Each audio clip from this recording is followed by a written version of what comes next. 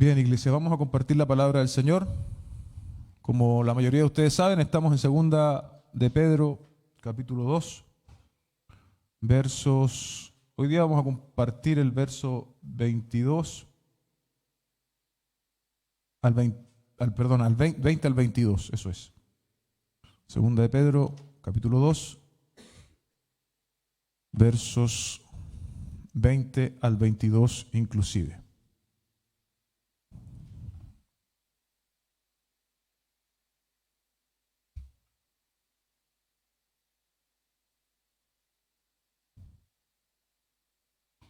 Saludamos también a todos aquellos que por distintos motivos están viendo desde sus casas, también un abrazo a la distancia. Encontró ya el texto, segunda de Pedro, capítulo 2, verso 20 al 22.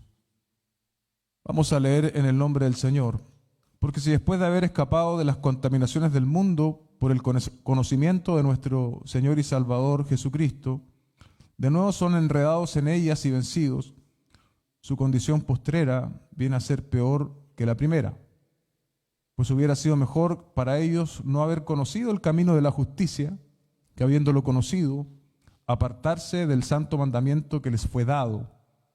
Les ha sucedido a ellos según el proverbio verdadero: el perro vuelve a su propio vómito y la puerca lavada vuelve a revolcarse en el cieno.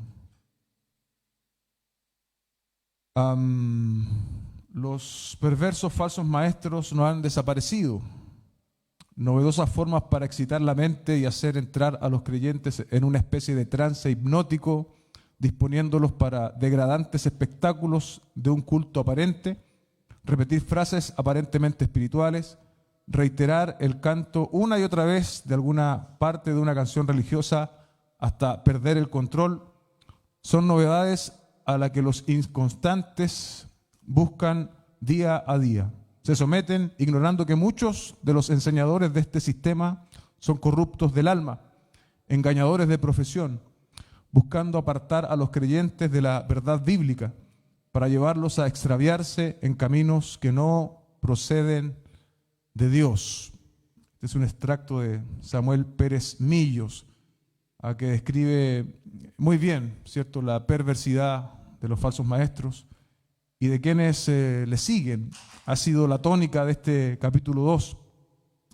Y para comenzar esta predicación que he denominado un conocimiento peligroso, vamos a ir a la primera aplicación, que es un conocimiento que libera parcialmente.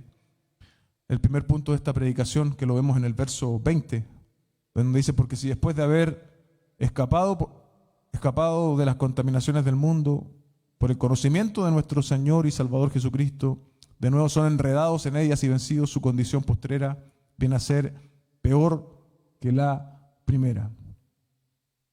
Para ser justo y honrar el contexto, creo que el mismo apóstol Pedro nos describe las contaminaciones de este mundo en este mismo capítulo y en la epístola: la vanidad, el precio de la iniquidad, que hablábamos la semana pasada, la sensualidad.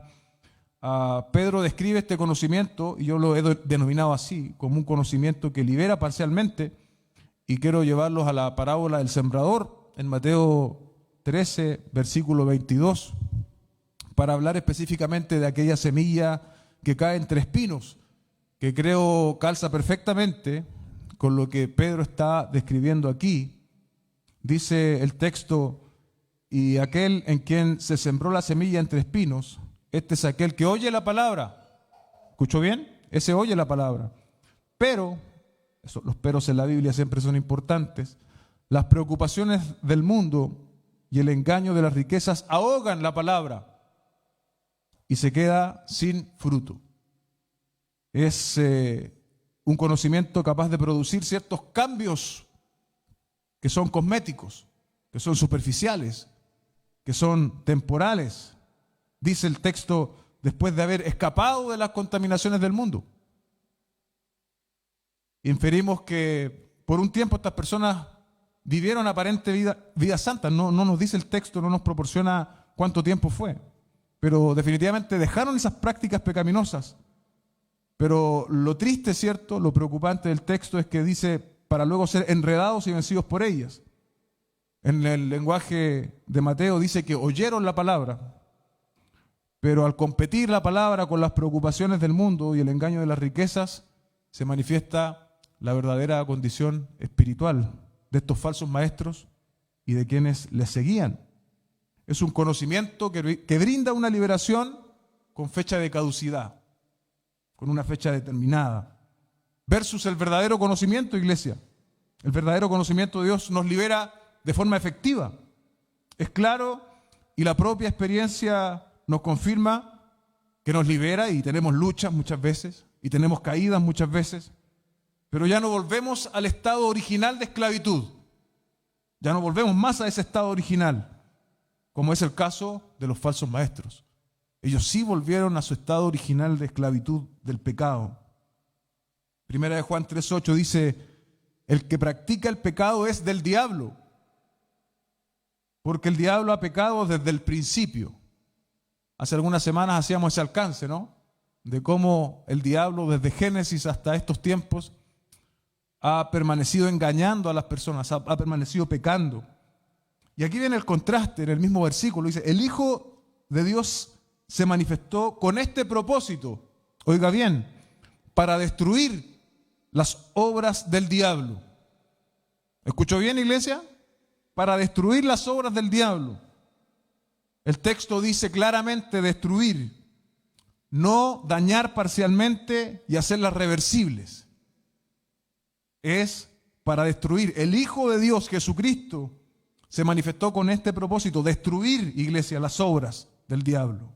Es algo definitivo. Seguimos más adelante en 1 de Juan 3:9 dice, ninguno que es nacido de Dios practica el pecado.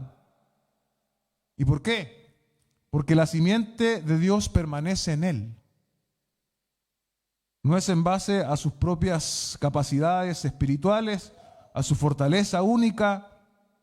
No practica el pecado porque la simiente de Dios permanece en él. No puede pecar porque es nacido de Dios. Y este es el gran contraste con los falsos maestros. El verdadero conocimiento de Dios tiene como base y fundamento una doctrina elemental del cristianismo que nosotros denominamos nuevo nacimiento.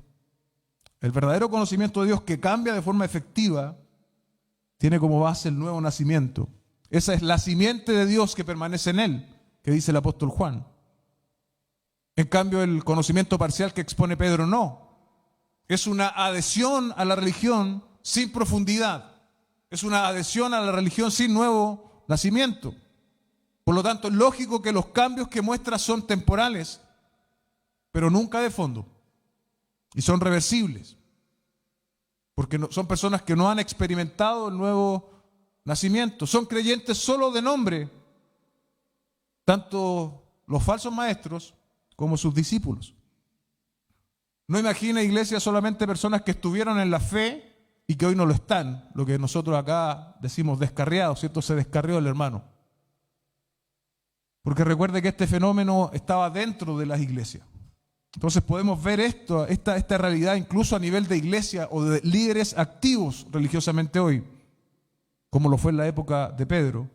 Personas que empezaron bien, y cuando pienso en esto, me vienen a la mente un sinnúmero de famosos dentro del ámbito cristiano, personas que empezaron bien, que empezaron de forma sana doctrinalmente, y hoy día están absolutamente desviados, hermanos. Mostraron cambios en sus vidas, pero luego experimentaron retroceso y fueron capaces incluso de justificar esos retrocesos y de revestirlos de religión. Los hace aún más peligrosos. Estos días vi un video de un reconocido motivador, no digo predicador, digo motivador evangélico. Y bueno, él trataba un tema bastante candente, bastante complejo desde muchas aristas. Porque es un muy buen comunicador, una persona muy entretenida, escucharlo, etc. Él ponía sobre la mesa en una hipótesis, ¿cierto?, el tema de los homosexuales, los transexuales, etc. Y decía, ¿qué va a hacer la iglesia ¿Qué va a hacer la iglesia con esto? Y se replanteaba la misma pregunta y decía, pero ¿qué vas a hacer tú cuando ese homosexual, ese transexual sea tu hijo? Y ahí estaba apelando a los sentimientos por sobre la verdad. No sé si usted se da cuenta. Se apela a al sentimentalismo por sobre la verdad. ¿Qué vas a hacer cuando tu hijo sea ese homosexual? Lo decía con una expresión que, si usted no está firme, ese hombre lo convence. Lo convence, porque su retórica es para convencer. ¿Qué haremos? Es una buena pregunta. ¿Qué haremos? ¿Qué debe hacer la iglesia frente a estos fenómenos morales que hoy día la sociedad experimenta? ¿Nos vamos a replantear la definición de pecado? Debemos seguir llamando al pecado pecado. Y debemos anunciar que solo en el Evangelio del Señor Jesucristo está la respuesta para ese pecado y cualquier otro, sea la homosexualidad o la avaricia. Solo en el Evangelio del Señor Jesucristo. No vamos a reformar la verdad. Y no vamos a reformar la verdad aunque nos toque a nosotros de cerca, iglesia. No tenemos ese derecho. Pero hoy día vemos cómo los falsos maestros quieren modificar las cosas, quieren redefinir la verdad, quieren transar con el mundo. Dice el texto, su condición postrera viene a ser peor que la primera. De manera general, es más fácil hablar el Evangelio a una persona que nunca lo ha oído que a una persona que ha experimentado este conocimiento parcial del cual habla el apóstol Pedro. No sé si usted ha vivido eso. Usted a una persona que nunca ha oído el Evangelio con bastante facilidad, esa persona va a absorber lo que usted le diga respecto del Evangelio. Pero una persona que se ha apartado de la fe es una persona mucho más resistente a la verdad. Presenta argumentos intelectuales, de postura, porque ya sabe algo. Es una de las razones porque la condición de esa persona viene a ser peor que la primera. Y esta condición también se describe en el mismo texto, en este capítulo 2. Le hago un pequeño resumen. ¿Por qué esa condición postrera es peor? Bueno, lo vimos durante este capítulo 2, pero le resumo así, no de forma tan exhaustiva. Dice capítulo 2, verso 1, son portadores de herejías destructoras. Definitivamente su condición postrera es peor. Son avaros, verso 3, del verso 4 al 9 lo vimos, son sujetos de placeres y esclavos del pecado. Verso 13 al 14, bueno, ahí está, verso 13 al 14, me salté algunas, voy de nuevo, dice, verso 1, portadores de herejías destructoras, verso 3, avaros, verso 4 al 9, sujetos de placeres y pecado, verso 13 al 14, también de una misma manera. ¿Eso no, iglesia, esa es una peor condición de la primera? Definitivamente sí. También su condición postrera es peor, pues ese mismo conocimiento les termina juzgando. Sí, ese mismo conocimiento que ahora ellos tienen les hace más responsables. Recuerda las palabras de Santiago, no se hagan maestros muchos de ustedes, pues recibirán mayor condenación. Para decirlo de otra forma, tiene ventajas en este sentido, al menos, el ser un incrédulo que nunca ha oído el Evangelio versus aquel que se transformó en un apóstata. Tiene un mayor juicio sobre sí. El segundo punto de la predicación es que este es un conocimiento suficiente para hacerles responsables.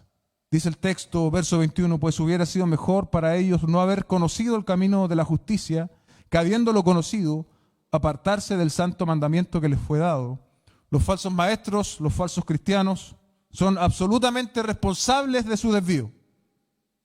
Y si bien su conocimiento no se traduce en salvación, este conocimiento del camino de la justicia les hace responsables. El camino de la justicia, según material consultado, dice es una forma de referirse a la vida consecuente con la verdadera fe. Son ellos, los falsos maestros, los falsos cristianos, quienes habiendo conocido algo del camino, dice el texto que conocieron el camino, de manera activa, consciente e intencional se apartan. Pedro añade, dice, estos falsos maestros son quienes se apartaron del santo mandamiento que les fue dado. y esta expresión de santo mandamiento contiene la fe cristiana expresada en el Evangelio del Señor Jesucristo. En las palabras de Judas, versículo 3, la fe una vez dada a los santos. Y en las palabras de la Gran Comisión en Mateo 28, enseñándoles que guarden todas estas cosas que yo os he mandado. A eso se está haciendo referencia. Podemos ver, iglesia, que no es suficiente conocer el camino de la justicia. Es necesario estar dispuesto a transitar por él hasta el final de la carrera. Estos hombres, estas mujeres que fueron víctimas de esta falsa enseñanza, conocían el camino, pero no permanecieron en el camino. Es nuestra obligación conocer los alcances del Evangelio para vivirlos y predicarlos, y no apartarnos de este santo mandamiento como lo han hecho los apóstatas. Podríamos decir que el creyente genuino permanece en el santo mandamiento, en el camino de la justicia. Cae, ciertamente cae, caemos, pero se sacude y vuelve al camino. El apóstata no. El falso profesante lo conoce, pero se apartó para nunca más volver al camino. Alguien lo describió así: los que profesan creer en el Evangelio, pero después rechazan a Jesús, regresando a un patrón de pecado impenitente, sufrirán una mayor condenación. Y en Lucas 12:47 dice: y aquel siervo que sabía la voluntad de su Señor y que no se preparó ni obró conforme a su voluntad, escuche bien, recibirá muchos azotes. ¿Qué quiere decir el texto? Que existe una proporcionalidad en el castigo en función al conocimiento adquirido. ¿Sí? Mientras más conocimiento adquiere, será mayor su castigo. Y eso también corre para nosotros.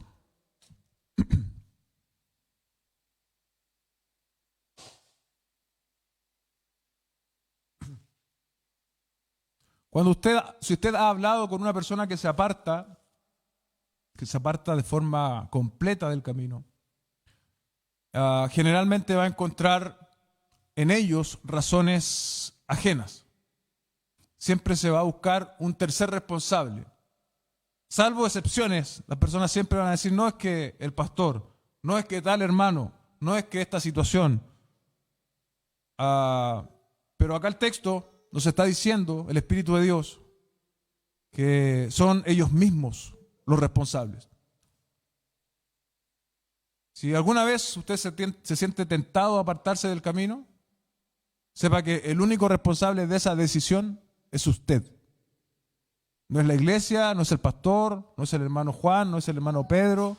El único responsable será usted delante del Señor. Usted tendrá que rendir cuentas si se aparta del camino del Señor. El tercer punto es muy puntual lo que el texto nos ofrece, por lo tanto no quiero artificialmente hacer crecer esto. El tercer punto es una ilustración adecuada, así le puse yo. Verso 22, les ha sucedido a ellos según el proverbio verdadero: el perro vuelve a su propio vómito y la puerca lavada vuelve a revolcarse en el cieno. Pedro ilustra lo dicho antes con estos proverbios bastante claros, aún para nosotros hoy, sin ni siquiera recurrir tanto al contexto original en el que fueron dichos. Es bastante claro: el perro que vuelve a su propio vómito, ¿cierto? Y la puerca lavada, ¿cierto? Una puerca limpia que vuelve a revolcarse en el cieno.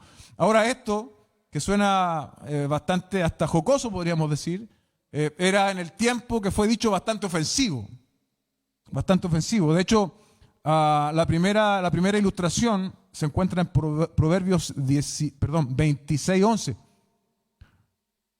Y cito a Francisco Lacueva, dice: la imagen es muy expresiva, pues el que profesa de algún modo la fe cristiana arroja de sí, como algo que causa náuseas, la corrupción que antes amaba.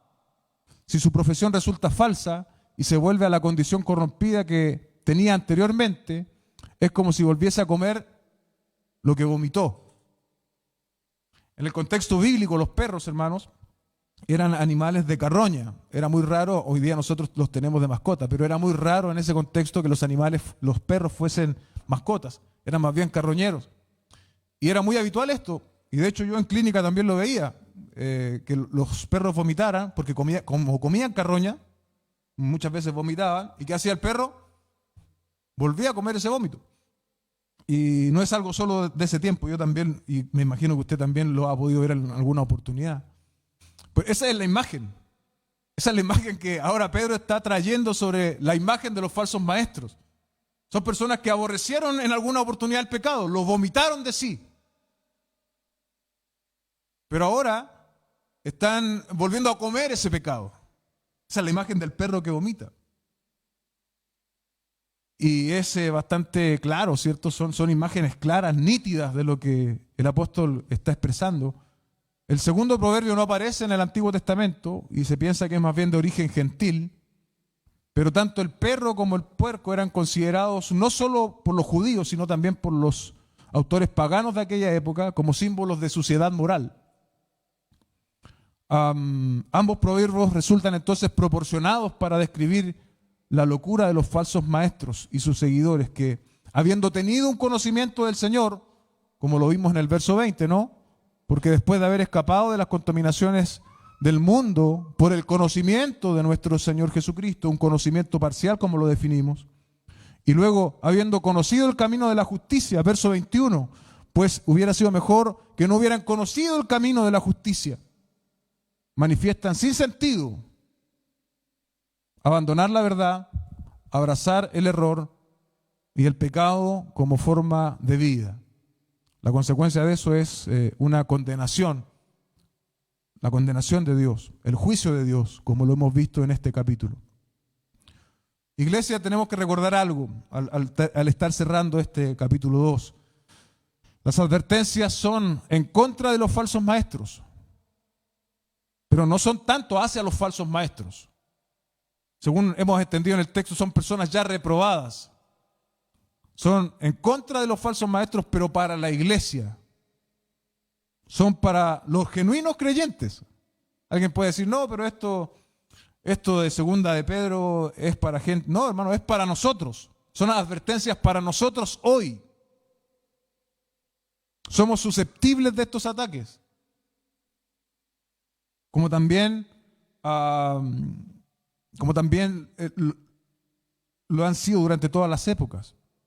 Pidamos al Señor, iglesia, nos libre de este conocimiento vano, de este conocimiento superficial, que resulta en cambios temporales, finalmente en condenación. En cambio, que Dios nos dé lo que soberanamente solo Él nos puede dar, una nueva vida espiritual, una capacidad sobrenatural para vivir para su gloria, hasta que Él venga por nosotros, no amparados en nuestra espiritualidad, sino en la obra que el Señor puede hacer por medio de su Espíritu y su palabra. Tenemos entonces estos 3 puntos hoy. Un conocimiento que libera parcialmente, el cual no debemos anhelar, por cierto, y este conocimiento, aunque libera de forma parcial, es suficiente para hacerles responsables a quienes se desvían. Y por último, esta ilustración tan vívida respecto de estos animales tan mal mirados en la época en la cual el texto fue escrito. Tengamos entonces en alta estima la palabra del Señor y lo que Él nos ha estado diciendo hasta este punto, para tomar precauciones en contra de los falsos maestros, los falsos creyentes, porque son advertencias también para nosotros hoy. Oremos y demos gracias al Señor. Buen Dios y Padre, gracias te doy esta mañana por tu palabra. Ha sido más extensa este paso por el capítulo 2. Hemos reparado en más cosas. Hemos visto el perfil del falso maestro, sus características, las que tú nos provees en el texto. Te pido nos ayudes, Señor, a poder, ¿cómo decirlo?, a poder organizar esta información en nuestra cabeza, Señor, pero no solo en nuestra cabeza, sino que pueda también ser útil para nuestra vida espiritual, Señor.